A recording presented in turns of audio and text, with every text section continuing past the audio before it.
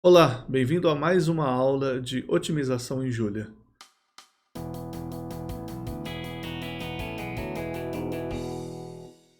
A gente tem uma playlist nova no canal, você talvez já tenha percebido, onde eu apresento o que vai ser essa disciplina, então dê uma olhada naquele vídeo antes, mas essa é realmente a primeira aula do assunto. E a primeira das aulas que a gente vai ter, eu vou seguir os slides que eu tinha preparado, porque essencialmente uma aula que eu tenho um monte de coisa escrita e não vale a pena eu ficar reescrevendo essas coisas. Tá? Não se preocupe, você não vai tirar um cochilo enquanto eu estou fazendo isso. Vai ser uma aula bastante curta, porque o grosso da aula são notebooks de Jump que já estão disponíveis, mas eu aviso quando eu chegar lá. Então vamos lá. Para quem não conhece, então, eu sou professor da UFPR, tá? E esses slides foram para o primeiro semestre de 2020, para essas três disciplinas, as três siglas possíveis para essa disciplina de otimização não linear ou programação não linear, enfim, dependendo da sigla. E a ideia é introduzir o que é otimização, de uma maneira mais por fora, tá? Então, um problema de otimização é essencialmente um problema de análise de decisão. Eu tenho um conjunto de escolhas e eu preciso decidir qual é a melhor. De uma maneira super geral é isso. Você tem um monte de escolhas para fazer, como é que eu decido qual é a melhor? Tá? Então existem várias maneiras de você fazer essa decisão. A maneira que a gente está fazendo aqui é você atribui valor para cada uma delas e você escolhe a de menor valor, tá? Ou melhor valor, para ser mais exato, não necessariamente menor. Por exemplo, você vai no mercado fazer uma compra, você tem que escolher entre o produto A e o produto B, os dois fazem a mesma coisa, você fala, eu quero o de menor valor. Ou você fala, não, eu quero de maior qualidade, certo? Isso são atribuições de valores e a partir disso você escolheu um ou outro. Então, uma coisa óbvia não é um problema, se você tem uma coisa para resolver, né? Não é um problema determinístico simplesmente, que você fala assim, precisamos decidir como fazer isso, e alguém chega com a solução e acabou. Você tem uma coisa de decisão de como você está valorando essa coisa. Tá? Então tem essa pergunta. Quem escolhe o valor? De onde que vem essa modelagem? Nesse exemplo, eu que estava comprando o produto decidi. Eu falei, eu quero que tiver mais barato. Eu escolhi que estar mais barato é meu objetivo. Certo? Então na hora que eu falei, eu quero mais barato, o que eu olhei para fazer a decisão foi o valor. Se eu falasse, eu quero melhor, o meu valor seria diferente. Eu teria que escolher como que eu defino o que é melhor. Eu poderia falar o que tiver o melhor rating na internet. E a partir disso eu escolho o que tem maior rating. É um número também. E eu tive que definir. Como eu posso falar? Eu quero que tiver o melhor custo-benefício. Então eu atribuo uma variável para poder falar, olha, o número de estrelas que ele tem na internet é esse e o preço é esse. E aí eu faço uma conta para decidir que o que tiver mais estrelas por preço é o melhor deles. Tá? Então é uma modelagem de alguém com conhecimento específico da área. Em geral, alguém que precisa resolver o problema. Você está numa empresa, alguém costuma chegar com um objetivo para você. Tá? Tem que fazer entregas, por exemplo. Eu quero fazer a entrega o mais rápido possível. Ou algumas situações diferentes. Eu quero ser o mais green, né? Eu quero ser o mais eco-friendly possível, tá? Só que eu quero também atender minha demanda. Então eu tenho objetivos que precisam ser resolvidos e limitações. E aí a questão de como que eu acho o melhor valor. Então aqui nesses exemplos que eu dei, todos eles foram mais ou menos óbvios, né? Eu falei, eu tenho isso ou isso, escolhe um dos dois, compara simplesmente. Só que o que a gente vai estar estudando nessa disciplina são situações onde não vai ser óbvio, tá? Você vai ter um trabalho grande de simplesmente falar esse ou esse, tá? No caso de você definir uma rota, por exemplo, você tem que sair de um lugar zero, você tem que passar em 20 lugares e voltar. E seu objetivo é ser o mais rápido possível. Você tem todas as rotas de um lugar para o outro. Okay? Então você tem que decidir, eu saio do 0, eu vou para qual dos 20 lugares? Depois eu vou para qual dos 19 que sobraram? Depois eu vou para qual dos 18 que sobraram? Depois eu vou para qual dos 17 que sobraram? Assim por diante, até voltar para onde eu saí. Então, como você percebeu, o problema envolve fazer 20, uma escolha entre 20, depois entre 19, depois entre 18. É um problema fatorial. Tem 20 vezes 19 vezes 18 vezes 17. 20 fatorial escolhas. Tá? Então, se você for olhar todas as possíveis e atribuir um valor para cada uma delas, mesmo que você faça isso automaticamente, vai ser demorado de você achar a resposta. Então, você não vai fazer isso na prática. Tá? Talvez com 20 lugares para você ir seja suficientemente rápido para você decidir. Mas se você tem alguma coisa que você precisa fazer que tem 400 lugares, já não vai ser mais. Ok? Então, assim, a gente vai estudar problemas, ou métodos, na verdade, né? Toda a teoria por trás, enfim, que envolvem você resolver essa decisão com métodos matemáticos. E isso é a otimização. Ok? É essencialmente isso. Então eu quero dar um exemplo de modelagem. Se você já viu vídeos antigos meus sobre modelagem, você já viu esse exemplo antes.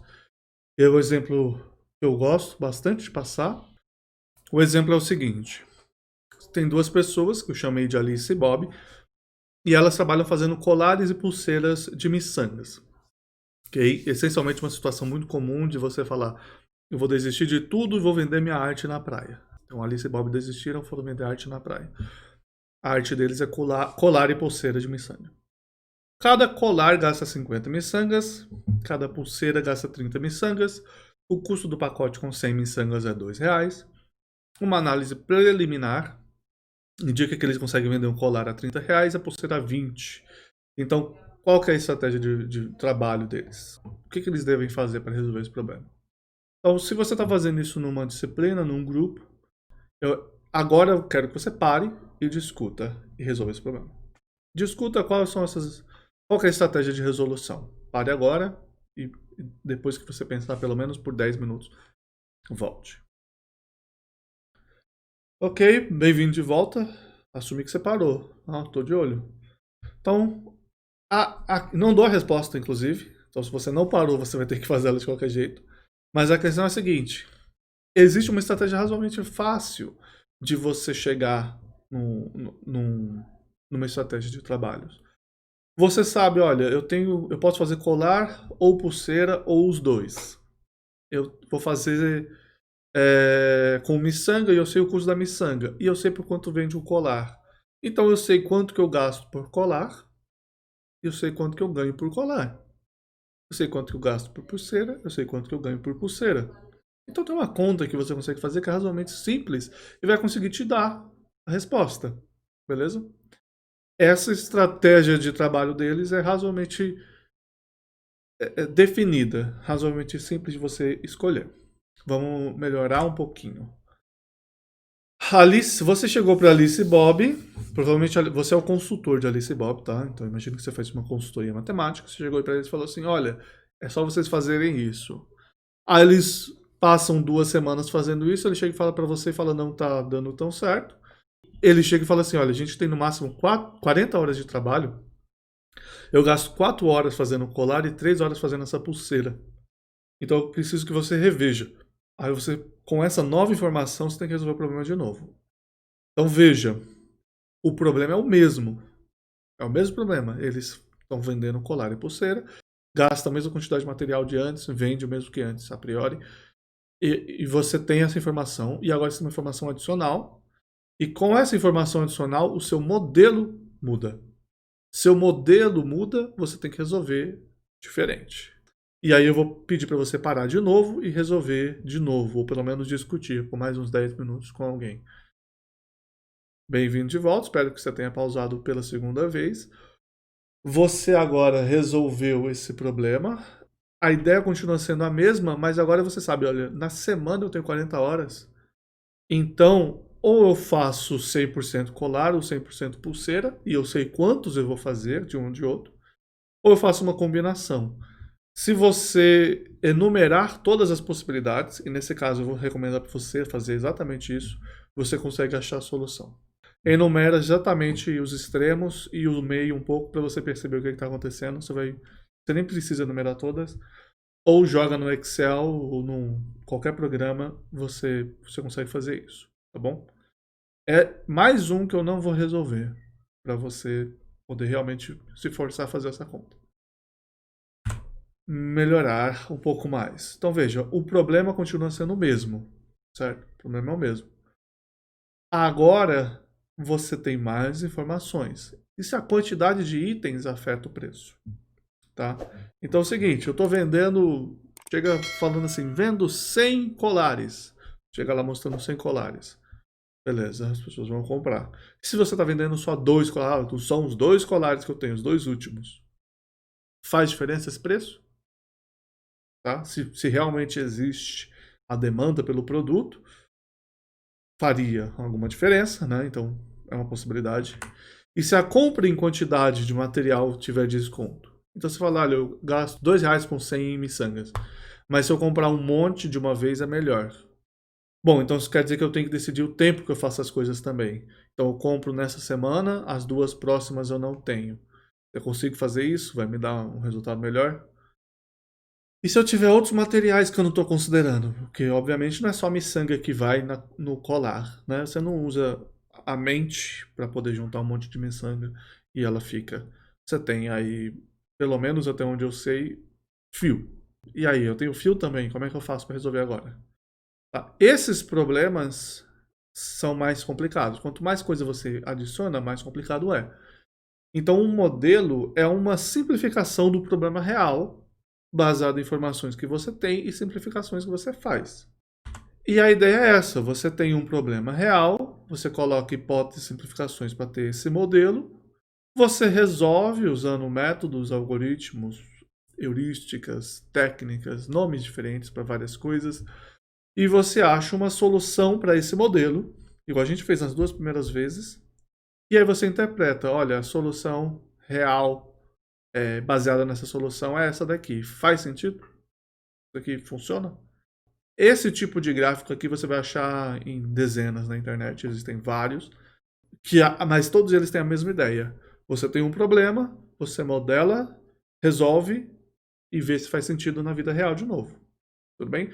É muito comum esse tipo de problema, qualquer consultoria matemática que você vá fazer, e agora em Data Science continua sendo a mesma ideia, tem essa iteração entre o problema real, foi modelado de uma maneira simplificada, não é suficiente e volta. Note que você pode, em algum momento, fazer uma modelagem muito, muito mais realista do problema, mas aí você não consegue resolver. Tá? Então você tem um nível que você sai complicando ele demais que você agora não consegue mais resolver. Então, esse é um problema sério. E é por isso que, inclusive, existe toda uma área de modelagem. Em geral, porque você não consegue prever todas as coisas que vão acontecer antes. E aí você precisa ficar fazendo esse bate e volta, né? Então, nessa disciplina a gente vai focar em métodos de análise de decisão baseados em otimização. Ok? São essencialmente, como eu falei na aula passada, coisas baseadas em derivar, porque a gente vai estar falando de funções, né? Coisas baseadas em derivar e olhar para essas derivadas em situações específicas. Então, brevemente sobre otimização, agora já vamos entrar na matemática. O que a gente está falando aqui é, eu quero minimizar uma função f com x pertencente a um conjunto, ômega, esse conjunto é o conjunto de possibilidades, f é a função de custo, a gente vai chamar de função objetivo. A definição de um mínimo, se ele existir, é um valor que pertence a esse conjunto e cujo valor de função é menor que todo mundo desse conjunto, e o mínimo é único se ele for estritamente melhor que qualquer outro ponto. Tá? Então existe esse conceito do minimizador, tá? Que é esse valor x, e o mínimo. Então o mínimo de f, esse valor que existe, tá? O menor valor da função, e ele pode ser único. Note que pode ser que não seja. Então vamos falar um pouco sobre quais são as situações que a gente tem. Tá? uma simplificação, claro. Então esse conjunto ômega aqui, como é que ele pode ser? Porque eu estou minimizando essa função dentro de um conjunto. Então aqui, a minha função que eu tinha antes, para o caso de Alice e Bob, poderia ser o quê? O X é a estratégia de vendas, tá? Quanto que você vai produzir por semana de colar e de pulseira. E o F poderia ser o lucro que ele vai ter fazendo essa decisão. Ômega é o conjunto de todas as possibilidades. Então, o que seria no caso de Alice e Bob? Bom, se eu tenho 40 horas por semana, eu não consigo fazer 100 pulseiras. Então, essa possibilidade não existe. Nesse exemplo último aqui, 40 horas fazendo um colar em 4 horas, eu consigo fazer 10 colares e 0 pulseiras, ou 9 colares e 1 pulseira, ou 8 colares e 2 pulseiras, ou 7 colares e 4 pulseiras. Agora já chega no momento onde um muda aí, certo? Como eu posso fazer menos que o máximo também descansar. Eu posso fazer 2 colares, 1 pulseira e o resto do tempo eu deixo livre. Então não são só os casos extremos, eu tenho casos no meio. Obviamente, se quanto mais eu faço, mais eu ganho, né? E se é linear, nesse caso, vale a pena eu olhar para o máximo, para o extremo, mais próximo possível do meu limite. Isso é uma coisa que vai voltar no futuro, quando a gente vai falando do método específico. Bom, no caso que a gente falou, o ômega, esse conjunto de possibilidades, era baseado no tempo que a gente tinha, tá? Mas ele pode ser baseado em várias coisas, tá? Ele pode, inclusive, ser ilimitado. Então, se você está pensando em regressão logística, por exemplo, regressão linear, que você está fazendo data science, talvez você já tenha visto essa situação. Você tem que encontrar os parâmetros ótimos do seu modelo para data science. Não tem limitação onde esses parâmetros podem estar. Eles podem estar qualquer valor real. Então esse ômega poderia ser o conjunto total de possibilidades. E nesse caso é o Rn. Tá? Mas algumas situações mais interessantes estão aqui. Então esse ômega pode ser, por exemplo, discreto. Então aqui é um exemplo de conjunto discreto. Cada ponto azul é uma possibilidade. Tá? Então ele está contido no Z. Aqui deveria ser Zn, não percebi isso. E quando isso acontece, a gente está dentro da área de programação inteira. Tá? Pode ser inteira, linear ou não linear. Uma possibilidade, a gente fala que a gente está em otimização linear ou programação linear, é quando o conjunto ômega ele é linear. E aqui a gente vai ver que quando isso acontece, eu posso descrever meu conjunto ômega por uma desigualdade matricial. Aqui cada linha desse produto AX tem que ser maior ou igual que cada elemento desse B. E aí isso aqui a gente chama de PL, que é programação linear. Então tem a disciplina de PL. E aqui nesse curso a gente também vai ver isso. Não linear, uma coisa mais geral, a gente poderia ter descrito dessa maneira. A gente vai ver aqui bastante.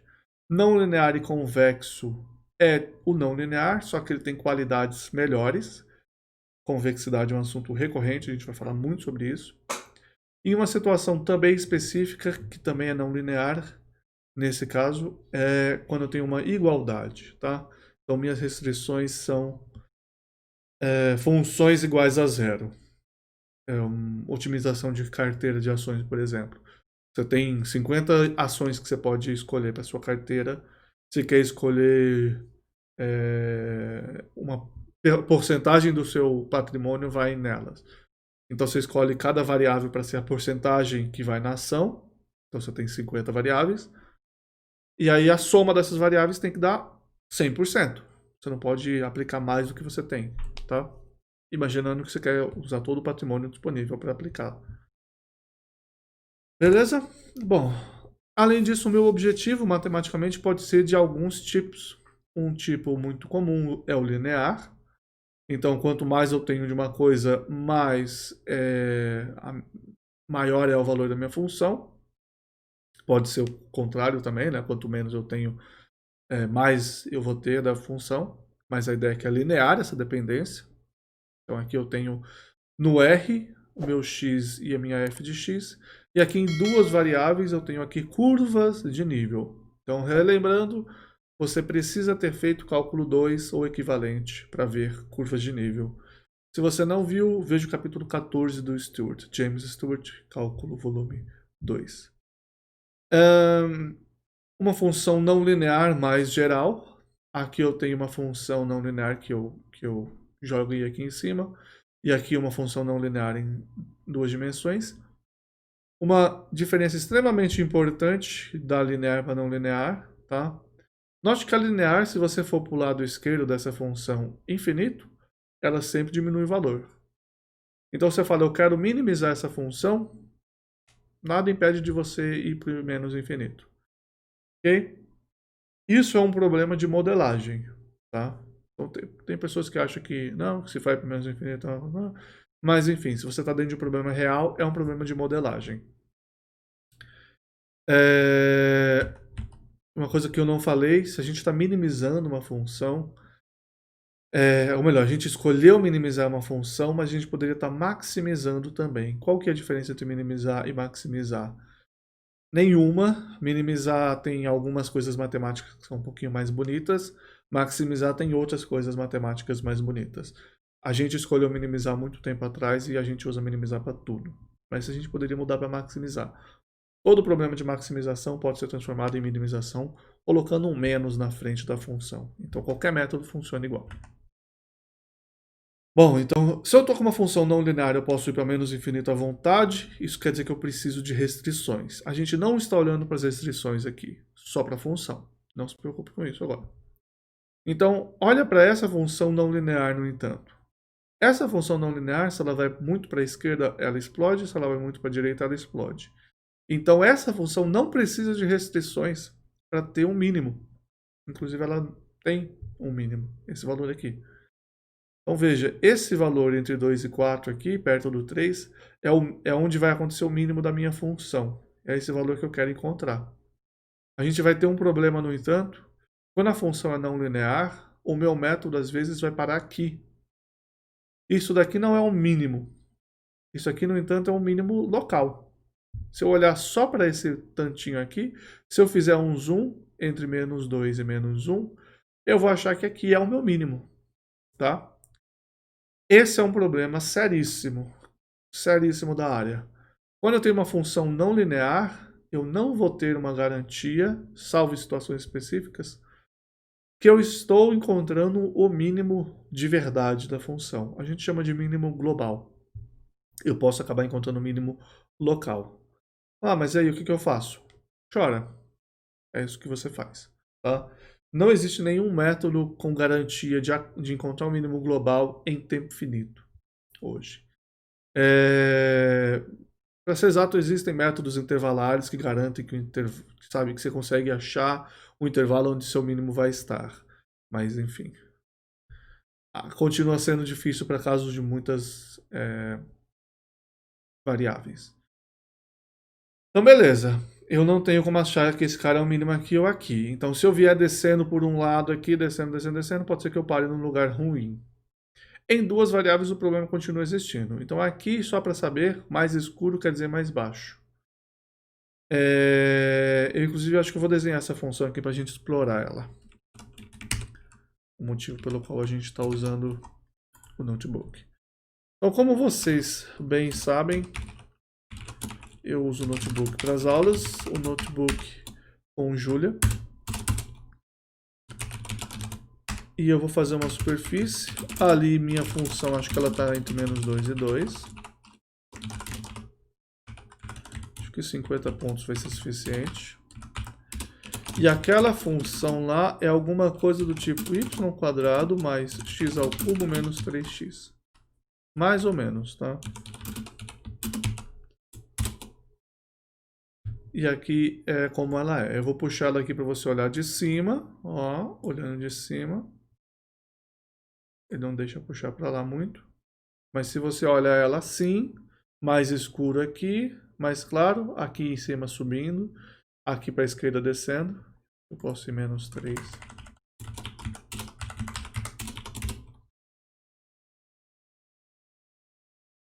Foi demais.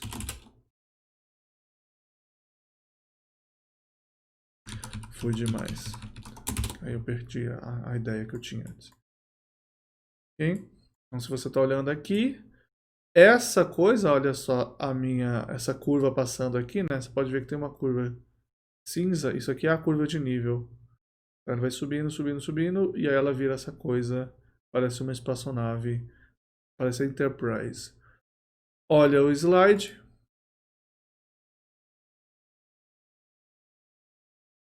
É a mesma coisa, tá? Bolinha subindo, subindo, subindo, aí aqui parece a Enterprise. O que acontece com essa função? Acontece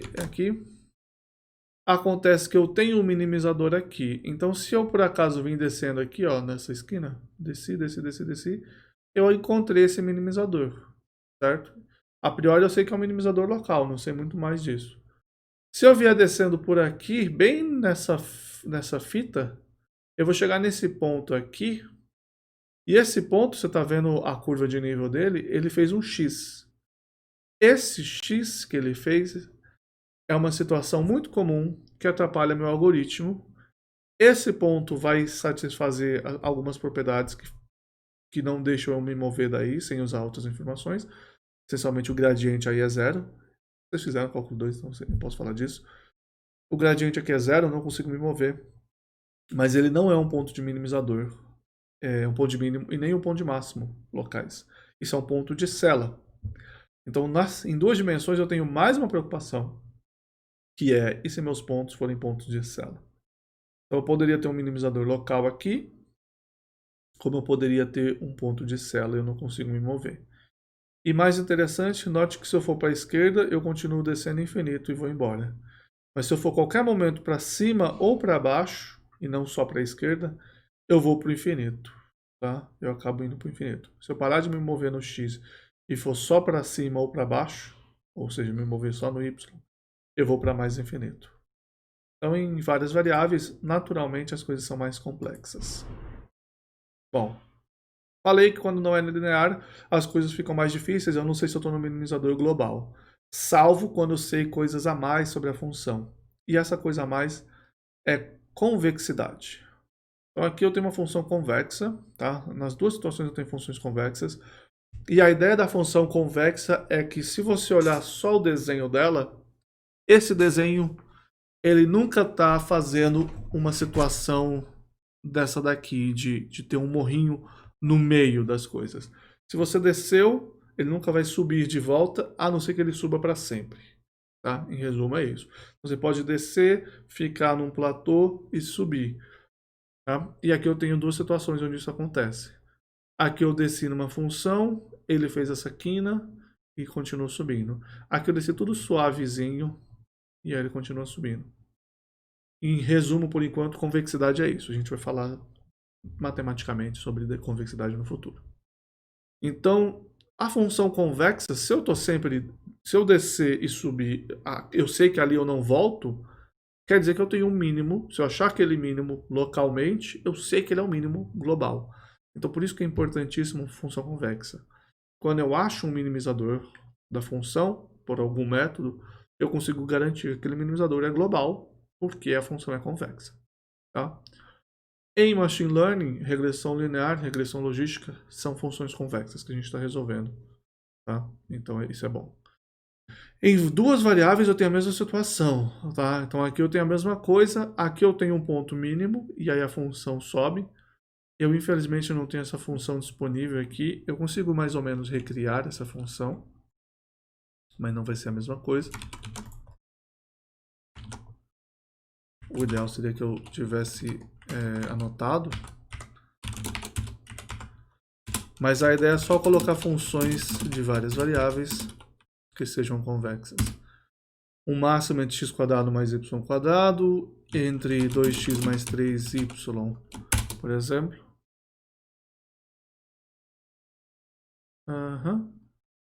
Eu acho que eu consigo deixar um pouco mais interessante. Isso, ficou levemente interessante.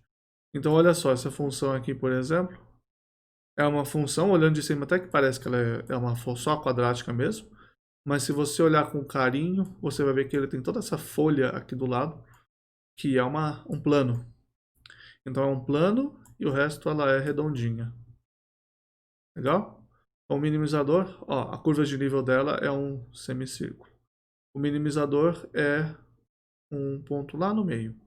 Acabou. É o minimizador global. É o mínimo global. Legal? Dá pra gente brincar aqui. Recomendo você. Esses notebooks estarão todos online, tá? Eu recomendo você brincar. Ó, você pode agora ter uma função com mais um bonito, né? Você curtiu. Eu sei que você gostou. Você não tá falando, mas eu sei que você gostou. É porque você não consegue falar porque eu tô no vídeo. O próximo, vamos lá. Então, aqui essa função é diferente dessa em um aspecto. Essa é não diferenciável. Nesses pontos onde acontece essa quina, a minha função ela é não diferenciável. Quer dizer o quê? Quer dizer que se tem uma quina, eu não consigo calcular a derivada. Tá? Você lembra de cálculo 1. Em cálculo 2 a gente não estuda tanto, porque dá trabalho. Mas em cálculo 1 você lembra disso. Você tem uma quina, você não consegue derivar aquele ponto. Então ela é não diferenciável. Bom, por que eu estou falando sobre não diferenciável aqui? Porque convexidade é tão bom, é tão importante, que a gente, em algumas situações, prefere uma função convexa, mas que não tem derivadas, do que uma função não convexa, mas com derivadas. Ok? É louco isso, mas é verdade. Tá? Então, em algumas situações você fala, não, eu quero convexidade, para isso eu preciso de... Ah, não tem problema. Deixa ela ser não diferenciável. Tá? É melhor. Justamente porque se você consegue ir para baixo, você acha o mínimo, independente de você estar usando um método com derivado ou não. Ok, então algumas definições que a gente vai usar com frequência. A gente vai estar falando sobre... A gente está falando sobre minimização, tá? Então eu escrevi o problema de novo. E o problema de minimização é, a gente quer achar um x estrela, não só o valor mínimo, mas a gente quer achar o ponto onde é mínimo, ou seja, a escolha. Essa função f que a gente quer minimizar, ela vai ser continuamente diferenciável até segunda ordem. Nessa disciplina toda isso é verdade. E a gente vai estar trabalhando no conjunto ômega que pertence ao conjunto Rn, tá? Ou seja, a gente está escolhendo com valores reais, tá? Um subconjunto dos valores reais em cada variável. E a gente vai assumir que ele é contínuo. O que eu quero dizer com contínuo aqui? Não defini exatamente porque a gente não está fazendo análise e eu não quero sofrer. Mas a ideia é que não é discreto. Bom, é isso. Tem algumas outras coisas que eu poderia ter falado, mas a ideia melhor é essa, ele é contínuo. E a definição oficial é a seguinte: um x estrela é um minimizador local de f, se existe um deltinha, tal que o valor da função é menor, pelo menos, ou menor ou igual, né, do que essa galera toda, pelo menos no intervalo desse x estrela. Então B é uma bola, interseção conjunto. Tá? Então vamos desenhar um pouquinho. O que a gente está falando é o seguinte. Se você está falando, eu tenho um conjunto aqui, tá? Eu quero minimizar, meu conjunto ômega está aqui dentro.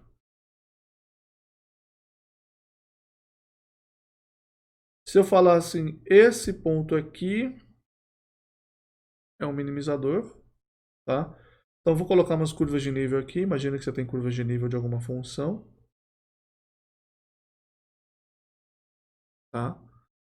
Então, você tem alguma coisa assim acontecendo. Essas são as curvas de nível, que vale 1, 2, 3, 4, 5, etc. Esse ponto que a gente achou, estava em gominha azul. Esse ponto que a gente achou, se eu olhar só ao redorzinho dele, e eu vou dar um zoom, ele vai ser um minimizador para todo mundo que estiver ali ao redor. Note que o meu gráfico não ficou bom, mas todo mundo que estiver ali ao redor, dentro do conjunto. Isso daqui é uma bola de tamanho, na posição x estrela e tamanho delta. E esse daqui é o meu conjunto ômega, então essa parte rachurada é a bola interseção ômega. Tudo bem? Então, para aqueles que gostam de uma definição matemática para as coisas, vamos só definir que a bola são todos os pontos y, tal que a distância de um para o outro é menor que delta. Beleza? São todos os pontos. Aqui eu coloquei a norma. Poderia ser a distância entre x e y se eu não tivesse no RN, tá? Se fosse alguma coisa mais geral, se eu quiser usar. Mas a ideia continua sendo a mesma, que eu estou fazendo a distância entre x e o ponto é menor do que um delta, isso é um raio. Se eu tiver em duas dimensões, isso quer dizer que a raiz de x1 menos y1 ao quadrado mais x2 menos y2 ao quadrado tem que ser menor que delta. Tira essa raiz, joga para o quadrado, certo? E aí isso daqui é o centro. Centro em x, centro em y, isso aqui é o raio. Então é exatamente uma bola, tá? É exatamente uma circunferência em duas dimensões. Por isso que a gente chama de bola, tá? Então, esse B é uma bola centrada em x, no caso x1, x2, quando eu estou no R2, e raio delta. Ok? Temática, a gente não está inventando coisa loucamente. O ideal é a gente encontrar minimizador global, que foi como eu defini antes, o cara que é menor independente dessa bola, mas é muito mais complicado. Então a gente às vezes vê só minimizador local. Então é isso. A aula de hoje era essa, tá? Primeira aula do curso, era só isso. Eu só queria introduzir esse conceito. E aqui tem a próxima aula que eu faço no curso já está feita, porque eu fiz isso antes. E é a aula de modelagem. Então, é o seguinte, nessa disciplina a gente vai usar Julia. Não se preocupe se você nunca viu Julia, é uma coisa nova. Eu tenho algumas aulas sobre Julia em vídeos passados, aí você pode dar uma olhada. Mas o mais importante que você tem que ter sabido, sim, isso com certeza você tem que saber, é sobre programação. Você tem que conseguir pegar um código e ver um for e falar, ok, é um for, eu sei o que é um for. Se você não sabe, aí você tem que correr atrás. A próxima aula é sobre o uso de modelagem no Julia, que é o pacote Jump. Então eu tenho 5 aulas, essencialmente, sobre o pacote Jump, e eu vou acrescentar elas no playlist. Eu faço modelagem exatamente desse problema de Alice e Bob, em vários casos, e aí eu faço um outro problema diferente também para você dar uma olhada em modelagem, tá? Então, enfim, não é exatamente obrigatório fazer isso, mas é bastante útil. Pode fazer parte do projeto se eu estiver fazendo com você no semestre, tá? No primeiro semestre fazia parte do projeto, então pode ser que eu faça isso de novo no semestre seguinte. Obrigado por assistir, se inscreve no canal, deixa like e a gente se vê na próxima aula.